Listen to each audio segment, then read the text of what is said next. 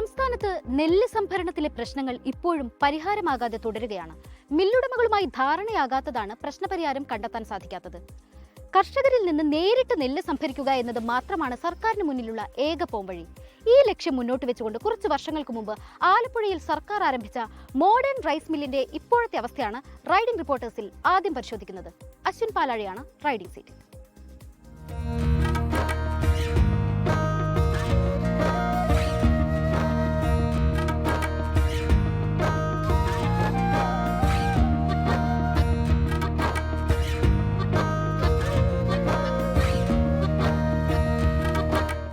സ്വകാര്യ മില്ലുകളുടെയും ഇടനിലക്കാരുടെയും ചൂഷണത്തിൽ നിന്ന് കർഷകരെ മോചിപ്പിക്കാനാണ് സർക്കാർ ഒരു റൈസ് മില്ലിന് തകഴിയിൽ തുടക്കം കുറിച്ചത്.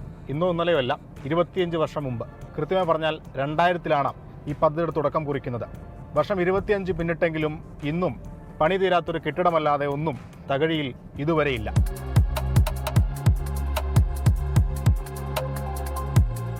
1999-ലായിരുന്നു സർക്കാർ മില്ലുകളുടെ പ്രഖ്യാപനം. വർഷങ്ങളായി ചൂഷണം നേരിട്ടിരുന്ന കുട്ടനാട്ടിലെ നെൽകർഷകരെ ആശ്വാസ തീരത്തേക്ക് കൈപിടിച്ചുയർത്തുന്നതായിരുന്നു ആ വാർത്ത. സ്വകാര്യ മില്ലുകളെ ഇനി ആശ്രയിക്കേണ്ടി വരില്ലല്ലോ എന്നോർത്ത് അവർ നെടുവീർപ്പിട്ടു. പക്ഷേ ആശ്വാസം ഇന്നും അകലെയാണ്. പ്രഖ്യാപനം കഴിഞ്ഞ് 1/4 നൂറ്റാണ്ട് പിന്നിടുമ്പോൾ റൈസ് മില്ലിന്റെ അവസ്ഥ കാണുക.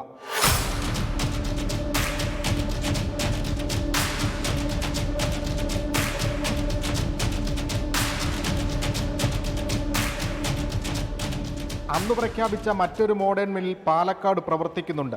അവഗണന തെക്കൻ കേരളത്തിന്റെ നെല്ലറയായ ആലപ്പുഴയോട് മാത്രം. 2000 ഫെബ്രുവരിയിൽ സംസ്ഥാന ബെയറിംഗ് ഹൗസ് കോർപ്പറേഷന്റെ തകഴിയിലെ ഗോഡൌണിന് സമീപമാണ് മില്ലിന്റെ നിർമ്മാണം തുടങ്ങിയത്. 14,000 ചതുരശ്രയടി വരുന്ന കെട്ടിട സമുച്ചയത്തിന് 1.5 കോടി രൂപയായിരുന്നു അന്നത്തെ നിർമ്മാണ ചെലവ്. ഗോഡൌൺ, നെല്ലുകുത്തു വിഭാഗം, അരി സംഭരണ വിഭാഗം, ഓഫീസ് എന്നിവ ഉൾപ്പെടെ മില്ലിന് 20 ടൺ ശേഷി.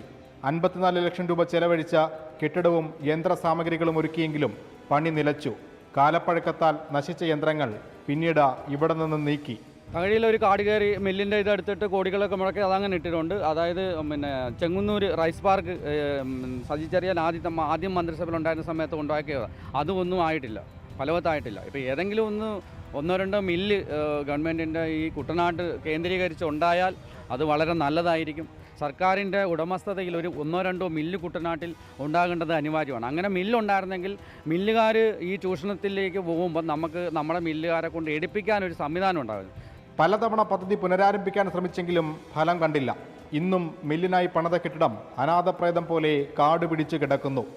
ആലപ്പുഴയിലെ ഭൂരിഭാഗം പാടശേഖരങ്ങളിലും കൊയ്ത നെല്ല് മില്ലുകാർ സംഭരിക്കാത്തതിനെ തുടർന്ന് റോഡരികിൽ കൂട്ടിയിട്ടിരിക്കുകയാണ്.